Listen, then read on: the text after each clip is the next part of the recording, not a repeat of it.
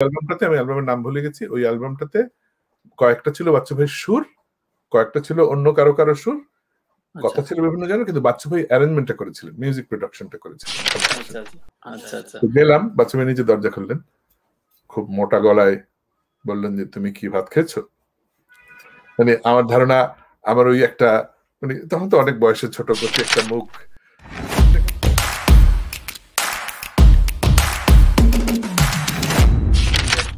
খুব খুব, এবং এই কারণে আমার প্রথম 87 থেকে 90, 91, 92 পর্যন্ত আমার চলাচল, আমার গানের ক্ষেত্র সবগুলো ছিল কিন্তু ঢাকা বিশ্ববিদ্যালয় কেন্দ্রিক। যদিও আমি ঢাকা কলেজের স্টুডেন্ট ছিলাম, আমি বিশ্ববিদ্যালয়ের স্টুডেন্ট নই, কিন্তু আমি ঢাকা বিশ্ববিদ্যালয়ের একটা হলে, মহসিন হলে, বন্ধুর রুমে অবৈধভাবে থাকতাম। আমি ঢাকা বিশ্ববিদ্যালয়ের সাংস্কৃতিক দলেও গান করতাম, কারণ কেউ জানতো না আমি ক্লাসে কোন ডিপার্টমেন্টে পড়ি, ধরে নিত ঢাকা ইউনিভার্সিটির ছেলে, সারাদিন টিএসসিতে থাকতাম। এবং আমার চলাচল ছিল মূলত রাজনৈতিক শাখাগুলো, বিশেষ করে বাম রাজনৈতিক ভিত্তিক যেসব সংগঠনগুলো, তারা যেসব সাংস্কৃতিক অনুষ্ঠান করতেন, এবং আমি বর্তমান নামে একটা দলের সাথে যুক্ত ছিলাম, সময় সাংস্কৃতিক গোষ্ঠীর সাথে যুক্ত ছিলাম, ঢাকা পদাধিকের নাটকের সাথে যুক্ত ছিলাম। সো ওই সময় আমার গানের মধ্যে কিন্তু প্রেম, ভালোবাসা, রোমান্টিকতা এগুলো কম ছিল। আমি বেশি গানের সঙ্গীত গাইতাম, বিভিন্ন কলেজে যেতাম, রাজনৈতিক বক্তৃতা শেষের পরে গান করতাম। বরিশালে যখন ছিলাম তখন সোলস গিয়েছিল একবার বরিশালে, ওই প্রথম আমি আইয়ুব বাচ্চু ভাইকে গিটার বাজাতে দেখি, গানও গাইতে দেখি ওখানে। হ্যাঁ, এরপরে তোমার মনে আছে তপনদার প্রথম যে অ্যালবাম, যে অ্যালবামের মধ্যে পলাশ ফুটেছে, শিমুল ফুটেছে, এইসব গানগুলো ছিল, সেগুলো মিউজিক অ্যারেঞ্জমেন্ট কিন্তু বাচ্চু ভাই, বেশ কয়েকটা সুর এবং সবগুলো মিউজিক অ্যারেঞ্জমেন্ট বাচ্চু ভাই। ওই অ্যালবাম শোনার পর মনে হতো যে কোনোদিন যদি অ্যালবাম করি, কোনোদিন যদি ক্যাসেট করি, তাহলে এই ভদ্রলোককে দিয়ে কম্পোজিশন করাবো। উনি অনেক কন্টেম্পোরারি, উনি তখন আমাদের মনের মতো করে। যখন শিমুলদা এই অ্যারেঞ্জমেন্ট করলেন, আমি প্রথমেই বাচ্চু ভাইকে খুঁজে বের করলাম। আমার আবার আরেক বন্ধুর বড় ভাই, আমি তো বাচ্চু ভাইকে চিনি না, জামি ভাই বলে একজন ছিলেন, উনি বাচ্চু ভাইকে ফোন করে বললেন যে বাচ্চু ভাই, তোমার কাছে একজন ছেলে যাবে, ও জুয়েল, ওকে আমি চিনি, ও ভালো গান গায়, ও তোমার অ্যালবাম করতে চায় তোমাকে দিয়ে। সো এই বাচ্চু ভাইয়ের সাথে এই কচি ভাইয়ের উদ্যোগ, শিমুলদার উদ্যোগ, জামি ভাইয়ের বাচ্চু ভাইয়ের কাছে পাঠানো, বাচ্চু ভাই আমাকে পছন্দ করা, সব মিলে আমার অ্যালবামের কাজ শুরু হলো ধরো 91 এর শেষের দিকে। প্রথম অ্যালবাম বেরিয়েছিল 92 তে, কুয়াশা প্রহর বেতার জগৎ থেকে, ঈদের আগে। আই ওয়াজ ভেরি লাকি, কচি ভাই শুধু খরচ দেননি, শিমুলদার পকেটে টাকা দিয়ে প্রথম রেকর্ডিং শুরু হয়েছিল, পরে কচি ভাই সেটা রিইম্বার্সমেন্ট করেছেন। তুমি যেটা জিজ্ঞেস করলে যে অ্যালবাম চলছে বুঝতাম কি করে, আমি প্রতিদিন দোকানে দিয়ে বসে থাকতাম। কচি ভাই বলতেন যে আপনি তো নতুন আর্টিস্ট, আপনাকে তো নামে এসে কেউ ক্যাসেট চাইবে না, তো আপনি আসেন না, বসেন, দেখেন কিরকম যাচ্ছে, মানুষের রেসপন্স শুনেন, মানুষের কমেন্ট শুনেন। এবং তুমি তখনকার দিনে মিউজিক শপের যারা সেলসম্যান ছিলেন তাদের উপর কিন্তু নির্ভর করতো। যখনই একজন লোক, আমার মনে আছে আমি বেতার জগতে বসে থাকতাম কোচিবের পাশের ভিতরে, ওই কাউন্টারের ভিতরে একটা টুলের মধ্যে, আমাকে কেউ চেনে না যথারীতি, তখন আমার লম্বা চুল এরকম ছিল না, এত এরকম ছিল না।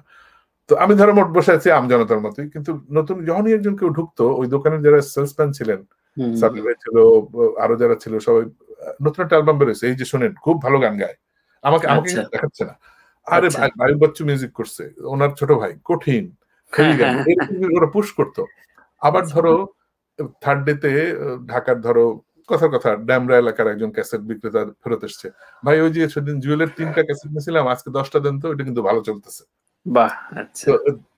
এইটা মানে একটা ফার্স্ট হ্যান্ড এক্সপেরিয়েন্স আমরা নিতাম দোকানে বসে। এবং আমার ধারণা তখনকার যাদের অ্যালবাম বেরিয়েছে সবারই এই অভিজ্ঞতা আছে, ফ্যাক্টরিতে বসে বসে দেখা আমারটা কত পিস, আরো দোকানে বসে দেখা যে কত পিস বিক্রি হচ্ছে। That's how it started.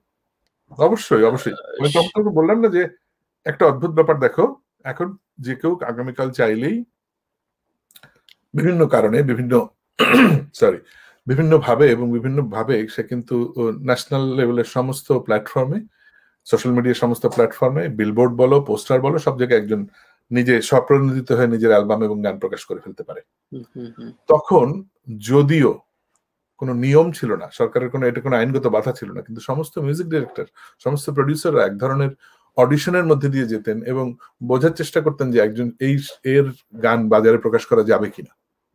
Self-censorship ছিল, যে কেউ চাইলেই সেদিন, তখন যে যদি বেতার জগৎকে বলতো যে ভাই আমি 2 লাখ টাকা দিচ্ছি, আমরা একটা গান করে দেন, ওটা নিত না। Because there was a practice, there was a ethical code, যে যাকে প্রকাশ করা যায়, যার যোগ্যতা আছে, তাদেরকে দিয়ে শুরু করা যেতে পারে। So I had to went through audition এর এভরি লেভেল, মিউজিক ডিরেক্টরের কাছে, বাচ্চু ভাইয়ের কাছে, সবার কাছে অডিশনের মতো দিতে হয়েছে। বাচ্চু ভাইয়ের কাছে যখন গেলাম, আমার মনে আছে উনি তখন মালিবাগে বাসা নিয়েছেন, কয়েকদিন আগে বিয়ে করেছেন। তো আমাকে ওই যে বললাম আমার এক বড় ভাই জামি ভাই অ্যাপয়েন্টমেন্ট করে দিয়েছে, তখন ল্যান্ড টেলিফোনে আমি আবার ফোন করলাম যে উনি বলেছেন নিশ্চয়ই, বললো হ্যাঁ তুমি অমুক দিন 3টার সময় আসো। 3টার সময় গেলাম ক্যাম্পাস থেকেই, ইয়ে থেকে ঢোকার পরে শর্টস পরা, স্যান্ডো গেঞ্জি পরা, এরকম লম্বা চুল এক ভদ্রলোক খুললেন, খুব মোটা গলায়। প্রথমে অনেকক্ষণ দাঁড়িয়েছিলাম কারণ ওই বুয়া খবর দিচ্ছিল না, ভাই শুয়েছিল বিকেলের দিকে, তো মোটামুটি আধা ঘন্টা মতো নিচে দাঁড়াতে হয়েছিল। আমি বারবার এরকম উঁচু হয়ে দেখছিলাম বারান্দায়। একসময় বুয়া উপর থেকে ইশারা করলো আপনাকে আসতে বলছে, 3 তলায় আসেন। গেলাম, বাচ্চা মেয়ে নিজে দরজা খুললেন, খুব মোটা গলায় বললেন যে তুমি কি ভাত খেয়েছো? মানে আমার ধারণা আমার ওই একটা, মানে তখন তো অনেক বয়সের ছোট কচি একটা মুখ দেখে মনে হচ্ছিল যে তো মা বাবার সাথে থাকে না। আমরা যখন হলে টলে থাকতাম তখন যে অবস্থা, আমি ভাত খাইছি এটা সত্যি কথা না, আবার কিছু খাইনি সেটা মিথ্যা কথা। আমি বললাম জি আমি খেয়েছি, কোনো অসুবিধা। বললো না চলো খাই একসাথে, দেখে মনে হচ্ছে তুমি খাওনি। Lunch together. ওই খেতে খেতেই বুঝলাম যে আমি যে লোকটার কাছে আসছি সে যদিও একটা বিরাট সুপারস্টার, যদিও সে একজন great musician, but he is a good soul. ওনারও তো লাইফে স্ট্রাগল আছে, উনিও ব্যাপারগুলো বুঝতে পারতেন সম্ভবত। সো আমরা ভাত খেলাম, তারপরে চা আসলো। তখন বাড়িতে ওই সময় এলআরবির কেবল ফর্ম হয়েছে, তো ওই একই বাসার একটা রুমে আমার বন্ধু টুটুল, জয় এবং শোভন ভাই থাকতো, তাদের সাথে একটু হ্যালো হাই হলো। তারপরে বাচ্চু একটা আমরা যখন সোফায় বসলাম, চা আসলো, উনি আমাকে ওনার একটা এক্সট্রা গিটার দিয়ে বললেন গাও। আচ্ছা। তো আমি বললাম যে সরি ভাইয়া, আমি তো মফস্বলে বড় হয়েছি, সুযোগও সেরকম ছিল না। কারণ আসলে আমি যখন বরিশালের থেকে বরিশালে প্রচুর গান করতাম, কিন্তু আমাদের এই তোমার লিড গিটার বাজায় কিংবা অ্যাকোস্টিক গিটারই খুব ভালো করে বাজায় এরকম কেউ ছিলেন না, আনফরচুনেটলি। তা বললাম যে আমি তো গিটারটা শেখা হয়নি, আমি তো হারমোনিয়ামে গান করা ছেলে। বললো তুমি গিটার বাজাতে পারো না? জি না, আমি গিটার বাজাতে পারি না। তাহলে আমি কি হবে, আমার বাসায় তো হারমোনিয়াম নাই এই মুহূর্তে। তাহলে আপনি যদি বেয়াদবি না নেন, আপনি গিটারটা ধরলে আমি গাইতে পারি। হ্যাঁ অবশ্যই, কোন গান গাইবা বলো। তো যে তোমাকে বলছিলাম যে তপনদার অ্যালবামের একটা বিরাট প্রভাব ছিল, তপন চৌধুরীর গলার এবং গানের একটা বিরাট প্রভাব ছিল আমার। তার কয়েকদিন আগে ওই আমাদের টুটুল ভাই, পঞ্চপাণ্ডবের টুটুল ভাই, মনোহর হোসেন টুটুল, তার সাথে তপনদার একটা গান বের হয়েছে এবং সেটা খুব পপুলার ছিল, নিঝুম রাতে প্রদীপ জ্বেলেছি তারা, বিউটিফুল গান। তা আমি বললাম যে এই গানটা করবো। গাওয়ার পরে উনি বললো যে ও তপন চৌধুরীকে নকল করো। নকল করি না, কিন্তু ওনার গান খুব পছন্দ করি। That's how it started. So Bachchu ভাই কিন্তু আসলে একটা পরীক্ষা নিলেন। তারপর আমি আরো কয়েকটা গান করলাম, আমার সাথে উনি কথা বললেন। অ্যালবামটাতে, আমি অ্যালবামের নাম ভুলে গেছি, ওই অ্যালবামটাতে কয়েকটা ছিল বাচ্চু ভাইয়ের সুর, কয়েকটা ছিল অন্য কারো সুর, কথা ছিল বিভিন্ন জনের, কিন্তু বাচ্চু ভাই অ্যারেঞ্জমেন্টটা করেছিলেন, মিউজিক প্রোডাকশনটা করেছিলেন সবগুলোর। তো কারণ সম্ভবত তখন পর্যন্ত গুরু শিষ্য পরম্পরার মতো একটা বিষয় আমাদের মিউজিশিয়ানদের মধ্যে ছিল। মানে এইটা যে একটা জরুরি বিষয়, তুমি যদি কাউকে শিক্ষক মনে করো, সে যদি তোমাকে ছাত্র হিসেবে মেনে নেয়, তাহলে এই সম্পর্কটা শুধুমাত্র কাজে আর থাকে না, আটকে থাকে না, সেটা পারিবারিক হয়ে যায়। আমাদের আগের জামানায় তো ছিল যে গুরুর বাড়িতে কাজ করতে হতো, গুরু ভাই বোনদেরকে ভাই বোনের মতো যত্ন করতে হতো, গুরু মাকে মায়ের মতো যত্ন করতে হতো, বা বাজার করে দিতে হতো, গরু পালতে হতো, সবই করতো। সেটা তো আমাদের যুগে ছিল না। কিন্তু তখন বোধহয় এরকম একটা ব্যাপার ছিল যে জুয়েল আমি তার প্রতি সমর্পিত কিনা।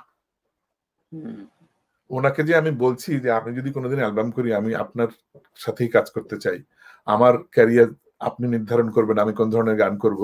উনি বোধহয় লক্ষ্য করছিলেন যে এই ছেলেটি কি শুধু গান করাতে এসেছে, করছিলেন যে আমি তার প্রতি সমর্পিত কিনা, তার প্রতি আমার শ্রদ্ধা, ভালোবাসা, শেখার আগ্রহ, তারটা নেয়ার ব্যাপারে অ্যাটেনশনটা ঠিক কিনা, এটা আমার ধারণা। এবং ততদিনে ওনার যারা কলিগস, যাদেরকে নিয়ে উনি তখন নিজে একটা ব্যান্ড নিয়ে স্ট্রাগল করছেন, তাদের সাথে আমার বিশাল বন্ধুত্ব হয়ে গেল। জয়, টুটুল, স্বপন ভাই বিকাম মাই ভেরি গুড ফ্রেন্ড।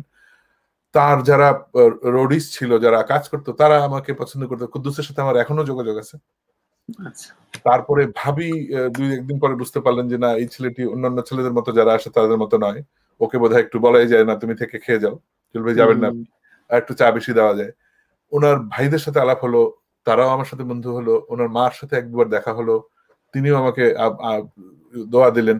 তো এইভাবে আস্তে আস্তে সম্ভবত বাচ্চু ভাই বিষয়টা এরকম হলো যে না, উনি মনে করলেন আমি তার একটা ব্ল্যাঙ্ক স্লেট, বা উনি একটা দারুণ কথা বলতেন যে তুই তো আমার মাংস, তুই তো আমার গরুর মাংস, আমি তোকে রান্না করবো, এরকম একটা কথা বলতেন। তো সেই বিষয়টা বোধহয় এস্টাবলিশড হয়ে গেল। আরেকটা